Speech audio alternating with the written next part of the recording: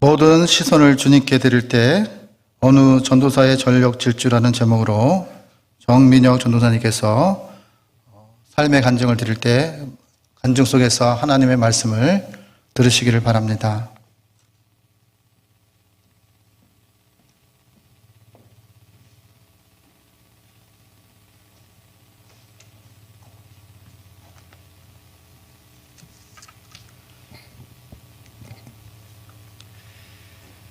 (1989년 1월 3일) 지금은 세종시 일부가 된 조치원이라는 곳에서 한 남자아이가 큰 교통사고를 당해 쓰러져 있었습니다. 아이 온 가족이 성묘길에서 귀가하던 길이었습니다. 아이는 어머니와 함께 대전으로 돌아가는 시외버스를 기다리고 있었습니다. 하지만 정류소 표지판 앞에서 속도를 줄여와야 할 시외버스가 돌연 속도를 높여 인도 위로 올라오고 말았습니다. 안타깝게도 아이는 이를 피하지 못한 채 버스 앞바퀴에 왼쪽 다리가 깔리는 부상을 입게 되었습니다. 시외버스 대신 앰뷸런스를 타고 대전 선병원으로 이송된 그 아이는 으스러진 다리뼈와 과다 출혈로 인해서 응급수술을 받게 되었습니다.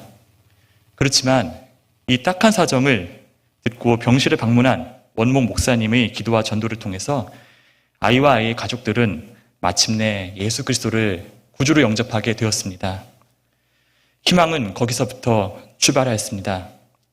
회복을 위한 중보기도와 예배, 그리고 여러 번에 걸친 수술의 시간이 이어졌습니다.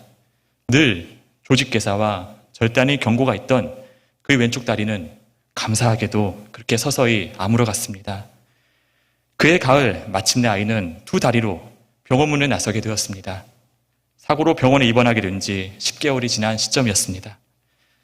그로부터 33개월이 지난 어느 가을날 한 아버지가 3살짜리 아이를 한 손에 안고 다른 한 손에는 아이가 어린이집에서 사용할 침구 가방을 쥔 채 걸음을 재촉합니다.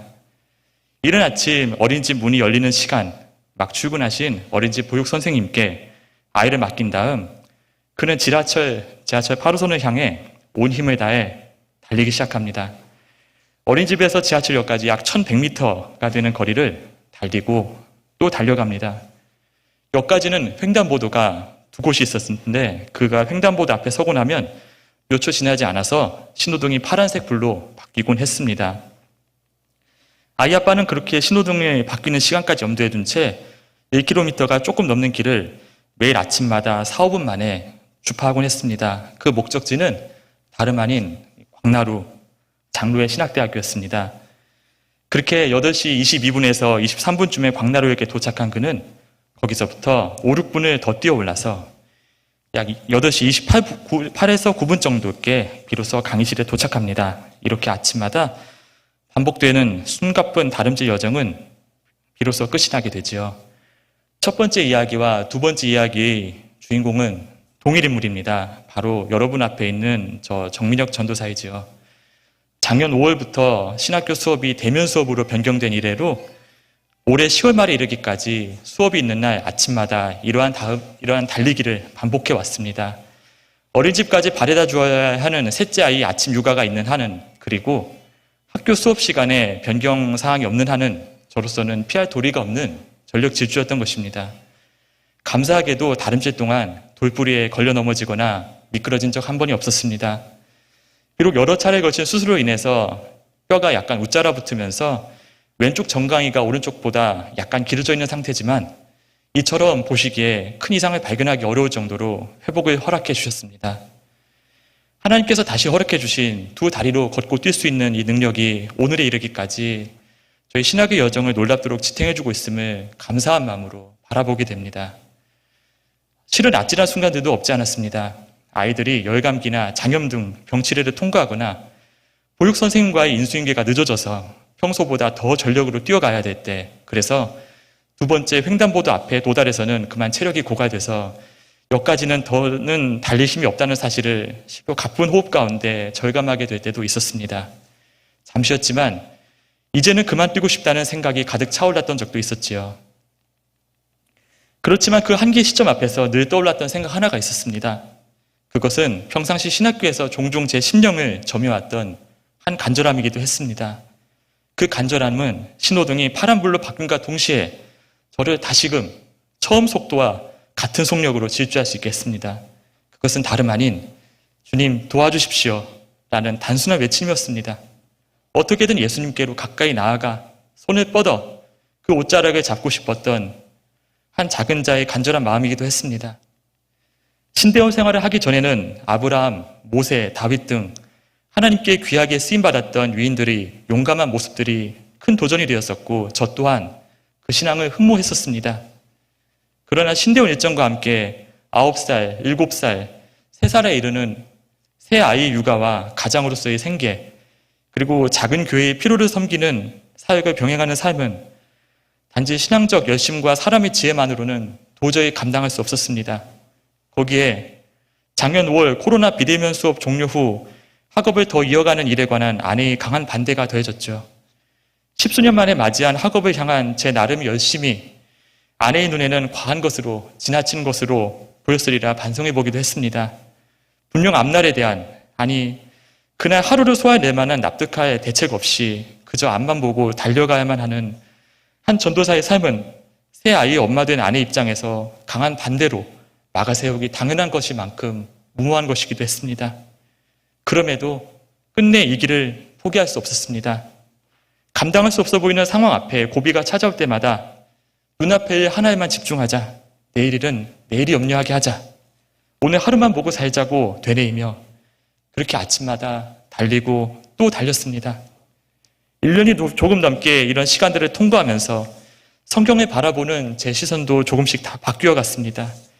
성경에서 여러 번 조명받는 신앙의 대가들보다는 비록 성경에서 짧게 언급되고 있지만 예수님 앞을 향해 모든 것을 걸고 간절함으로 다가섰던, 그렇게 주 앞에 나아가 그의 도움을 온몸으로 호소했던 병자들, 가난한 자들, 멸시받고 소외된 사람들의 간절함이 보였습니다. 삶을 살아내기 위한 은혜를 갈망하는 그들의 절실한 외침이 제 가슴에도 울려왔던 것입니다. 매일 아침마다 앞을 향하여 때로는 온 힘을 향해 달리면서 어쩌면 제 심령 깊은 곳에도 그들과 같은 간절한 외침이 매일 울려 퍼지고 있었기 때문일 것입니다. 주님, 당신께서 시키신 공부를 지금 붙잡고 있습니다. 당신께서 부탁하신 일 지금 제가 하고 있습니다. 저를 붙잡아 주십시오. 길을 보여주십시오. 신대원 2학년 2학기를 은혜로 마무리한 지금 시점에서 가장 닮고 싶은 등장인물 한 명을 꼽으라면 저는 바로 오늘 본문의 주인공 12의 혈루병 앓는 여인을 꼽고 싶습니다. 그는 사람의 힘으로는 도저히 해결할 수 없었던 처절한 고통을 갖고 있었습니다. 거기에다 그 질병을 지닌 문제로 인하여 예수님 곁으로 대중 앞에서 나아가 걸어가는 것조차 불가능한 처지였습니다. 그럼에도 불구하고 그에게는 절박함으로 몸부림치며 예수 앞에 나아가 손을 뻗으려는 마음, 그리하여 기어이 예수님을 붙잡고야 말았던 한 간절한 마음이 있었습니다. 이 혈루병 이야기는 마태복음 9장 20절에서 22절, 마가복음 5장 25절에서 34절, 그리고 누가복음 8장 43절에서 48절에 공통적으로 등장하고 있습니다. 마태와 마가 그리고 누가, 이 공강복음 세 저자 모두가 이 여인의 이야기를 빼놓지 않고 있을 정도로 그의 간절함은 실로 간절한 것이었음을 보게 됩니다. 여인의 병이 고질병이자 불치병이며 사람들 앞에 밝힐 수 없을 만큼 부정한 것임을 본문은 지적하고 있습니다. 율법에서 부정한 사람을 명명한 사람은 사회적 격리의 대상이기도 했습니다. 이 여인이 앓았던 혈루병은 곧 유출병을 의미합니다. 유출병으로 번역된 히브리어 조브의 기본 의미는, 조브라는 단어는 흘러나오다라는 의미입니다. 이것은 피나 고름 등 몸에서 비정상적으로 체액이 흘러나오는 모든 질병을 일컫는 말이지요. 여성의 경우 생리혈이 멈추지 않고 지속되는 혈루증이 여기에서 포함되는 말입니다. 유출병은 환자가 눕는 침상과 앉은 자리, 그리고 환자와 접촉한 모든 사람들을 부정하게 만듭니다. 심지어 유출병자가 사용한 가재도구 등과 접촉한 자도 부정하게 됩니다. 유출병자의 몸에 대한 가구나 의복, 나무 그릇 같은 것들은 물로 빨고 질그릇은 부숴야된다는 규정까지도 있었습니다. 우리는 레위기 15장을 통해서 이를 확인할 수 있습니다. 제가 레위기 15장 6절에서 8절을 읽어드리겠습니다. 유출병이 있는 자가 앉은 자리에는 죄송합니다. 유출병이 있는 자가 앉았던 자리에 앉은 자는 그의 옷을 빨고 물을 씻을 것이요 저녁까지 부정하리라. 유출병이 있는 자의 몸에 접촉하는 자는 그의 옷을 빨고 몸을 물로 씻을 것이며 저녁까지 부정하리라. 유출병이 있는 자가 정한 자에게 침을 뱉으면 정한 자는 그의 옷을 빨고 물로 몸을 씻을 것이며 저녁까지 부정하리라. 만일 병이 나은 이후에도 율법에서 규정한 부정한 기간이 지난 후에야 비로소 정결례를 드릴 수 있었습니다. 유출병이 있었던 자는 그 증세가 멈춘 후에 몸을 물로 씻고 희생제사를 드려야 비로소 정결하다는 인정을 받을 수 있었지요. 심지어 민수기 5장에서는 이러한 유출병이 나병과 같은 반열에서 언급되고 있기도 합니다. 이렇게 유출병 관련자가 부정한 자로 간주되면서 다른 사람에게 폐가 되지 않도록 철저하게 정결 규례를 지켜야 했던 이유는 다름 아닌 생명의 근원이 피와 이 병에 관련된 것이기 때문입니다. 피를 몸에서 쏟아내는 것은 곧 죽음이었기 때문이죠. 그러나 여인은 자신을 둘러싼 채 끊임없이 괴로움을 주고 있는 수치와 죽음의 상황, 실로 죽을 것 같은 그 괴로움 가운데서도 과감히 눈을 들어서 예수님을 바라보는 결단을 내립니다. 그가 자신의 모든 문제에도 불구하고 예수께로 나아가기로 하였을 때 그의 마음에는 오직 예수님만 가득 차 있었습니다. 이에 그는 수많은 무리들에 둘러싸인 채 걸어가고 계시는 예수님의 뒷모습만을 바라보며 한 걸음 한 걸음 예수님을 향해 걸음을 옮기게 됩니다. 얼마 전에 저희 막내 딸아이와 함께 한 장난감 가게를 들인 적이 있었습니다. 그때 아이가 좋아하는 캐치트니핑이라는 어떤 만화 영화의 캐릭터 주인공인 로미 공주라는 장난감 로봇이 예쁘게 춤을 추면서 움직이는 모습을 함께 보게 되었습니다. 잠시 로봇이 움직이는 장면을 지켜보다가 얘야 저쪽으로도 한번 가보자 이렇게 아이를 불러 세웠습니다. 그런데 로봇이 움직임에 빠져서인지 저희 말에 아무런 반응도 아이가 하지 않고 오직 로봇만 바라보고 있는 것이었습니다. 정말 막내 아이의 집중력은 놀라운 것이었습니다. 과연 3살짜리 집중력이 이 정도일 수가 있을까? 그 놀란 마음이 지금도 가시질 않습니다. 마침내 예수님께서 이곳을 지나간다는 소식을 들은 이 본문의 여인의 마음은 과연 무엇이었을까요? 아마도 제 막내 아이가 장난감 로봇을 바라보던 마음보다 훨씬 더 강력한 집중력, 더 간절함과 절박함이 크지 않았을까요? 율법도 사람들의 손가락과 그로 인한 수치심도 몸의 고통도 예수님께 다가가서 그 옷자락을 잡기로 결심한 그 순간에 여인의 마음속에 더는 존재하지 않았습니다. 오직 예수님께만, 그 예수께 다가가려는 한 간절함만이 그의 마음속을 온전히 채우고 있었습니다. 성경에서는 그 여인이 예수님께 다가가 그를 향해 손을 내밀었다고, 손을 대었다고 증언하고 있습니다.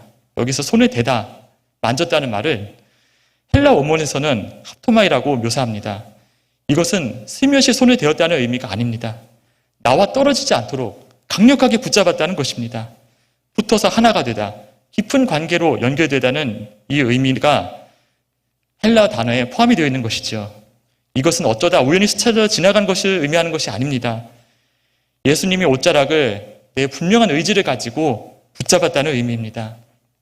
예수님과 떨어지지 않도록 나를 붙잡아매는 그 한 마음이 모든 상황과 환경을 초월해서 기적과 감사로 돌아오는 모습을 성경은 분명히 증언하고 있습니다. 이 합토마이와 그 원형인 합토라는 헬라어 표현을 조금 더 찾아보았습니다. 마태복음 9장 29절입니다. 이에 예수께서 그들이 눈을 만지시며 이르시되 너희 믿음대로 되라 하시니, 또 마태복음 20장 24절 예수께서 불쌍히 여기사 그들이 눈을 만지시니 곧 보게 되어 그들이 예수를 따르니라. 마가복음 8장 15절 그의 손을 만지시니 열병이 떠나가고 연이 일어나서 예수께 수종들더라. 그리고 누가복음 6장 19절에 온 무리가 예수를 만지려고 힘쓰니 이는 능력이 예수께로부터 나와서 모든 사람을 낫게 함이더라. 그 외에도 마가복음 5장 27절, 6장 56절, 누가복음 8장 45절 등 복음서 여러 구절에서 예수님과 부정한 사람들과의 접촉을 표현하는데 이 단어가 사용되고 있음을 알 수 있었습니다. 이처럼 합토마이와 그 원형인 합토는 일반적으로 사람을 더럽게 만드는 것에 손을 대는 것 또는 만지는 것을 의미합니다. 그러나 부정하여서 희망을 찾아볼 수 없었던 나의 삶이 우리의 수치와 한계가 예수님을 만나게 될 때 그 앞에 간절함으로 나아가서 예수님께 마침내 닿을 때 예수님께서 믿음으로 불러주시고 칭찬해 주시는 그 마음, 곧 주님을 향한 우리의 간절한 소망이 마침내 이루어지게 됨을 성경은 증언하고 있습니다. 딸아, 안심하라. 내 믿음이 너를 구원하였다. 딸아, 내 믿음이 너를 구원하였으니 평안히 가라. 내 병에서 놓여 건강할지어다. 딸아, 내 믿음이 너를 구원하였으니 평안히 가라. 병들었던 여인은 즉시 구원을 받았습니다. 예수께서 무리 가운데 그를 부르시기 위해서 이렇게 말씀하셨습니다. 내게 손을 댄 자가 있도다. 이는 내게서 능력이 나간 줄 아미로다. 예수께서 부르실 때 그는 떨며 나와 엎드렸습니다. 그는 죄인이고 부정한 자였기 때문입니다. 성경의 다른 구절에서는 대개 예수님께서 환자들에게 먼저 다가가 손을 얹으셔서 병자들이 나음을 받았습니다. 그러나 죄인을 여겨지고 부정하며 배척되는 게 당연한 것으로 인식되었던 사람이 먼저 예수께 나아와 손을 뻗었을 때, 간절한 마음으로 예수를 향해 나아가 그 옷자락을 붙잡았을 때, 예수께서 직접 다가오셔서 손을 얹었을 때와 똑같은 역사가 일어나게 된 것입니다. 여자는 예수 앞에 엎드려 모든 사실을 고백합니다. 그 손댄 이유와 나음을 받은 것이 모든 사람 앞에서 간증이 됩니다. 사람들에게 놀라움을 주고 이들로 하여금 하나님께 감사와 영광을 돌리게 합니다. 부정한 사람과 접촉한 사람도 부정해진다는 것이 율법의 규정이었습니다. 그러나 생명의 주가 되신 예수님과 만나는 자들은, 곧 예수님과 접촉하는 자들은 이처럼 부정에서 정결로, 죄에서 은혜로 나아가게 됩니다. 주님의 거룩과 치유의 권능이 죄와 죽음, 부정 영역을 침투해 들어와 역전케 되는 것입니다. 주님 앞에 간절한 마음으로 나아가는 모든 믿음의 사람들에게 이런 은혜와 역전과 감사가 있을 것임을 오늘 본문은 증언하고 또한 도전하고 있음을 볼 수 있습니다. 신대원에 다니면서 삶의 여러 고비들을 만날 때마다 하나님께서 다시 두 다리로 걷고 뛰도록 허락해 주신 이 삶을 지금 이 신학감의 다름질을 통해 주님께 온전히 의탁드리겠습니다라는 처음 다짐을 되짚어 보게 됩니다. 우리의 삶 가운데 도사리고 있는 실로 어떻게 감당해야 될지 모를 여러 문제들이 우리와 예수님 사이를 때로는 겹겹이 막아서고 있는 것처럼 보이기도 합니다. 아픈 현실들이 내 마음을 오직 근심과 고통으로 채울 것을 강요하고 있는 것처럼 느껴질 때도 만납니다. 그러나 이 같은 상황에서 오직 시선을 주님께 돌려서 내 마음 가운데 예수님만을 바라봤던 그 한 간절한 마음을 우리는 만나고 있습니다. 마침내 평안과 구원을 허락받은 여인은 어려움과 고통 가운데 있는 이 땅의 모든 사람들을 향해서 자신과 같은 마음으로 앞으로 달려나아가 예수께 손을 뻗어서 그를 붙잡아야 살 수 있다고 늘 증언하며 살았을 것입니다.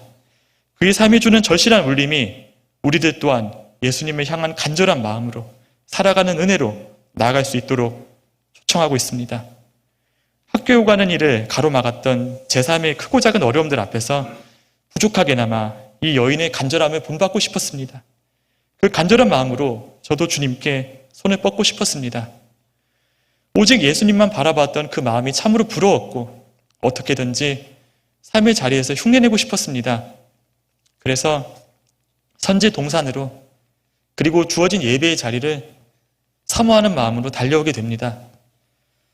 우리가 예수님께 나아가 기도로 찬송으로 예배로 나아가 간절히 손을 뻗어 예수님을 붙잡을 때 주님께서는 로마서 8장 28절에서의 말씀처럼 그 말씀은 증언처럼 반드시 모든 것이 합력하여 선을 이루도록 인도해 주실 것입니다.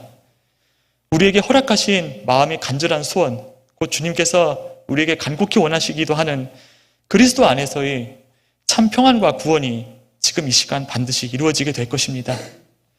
하굣길마다 다시 삶의 현장으로 뛰어내려가면서 마음속으로 주님이 도움과 응답을 간구하며 읊조렸던 말씀입니다.